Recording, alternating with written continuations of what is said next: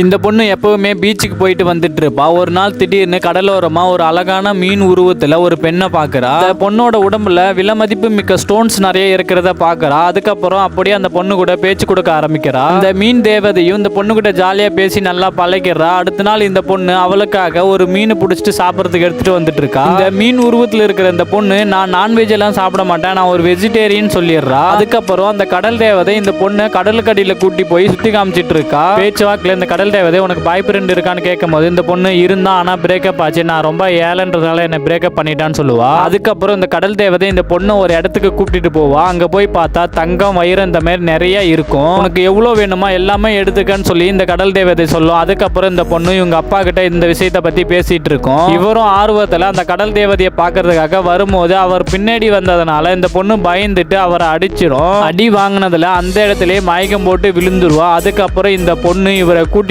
போய் அந்த கடல் தண்ணியில நீச்சல் பழகி கொடுத்துட்டு இருக்கோம். நெக்ஸ்ட் டே இந்த பொண்ணு அந்த கடல் தேவதை கிட்ட போய் எதுக்கு எங்க அப்பாவை அடிச்சேன்னு சொல்லி கேட்கும் போது அது உங்க அப்பாவா எனக்கு தெரியாது, தெரியாம பண்ணி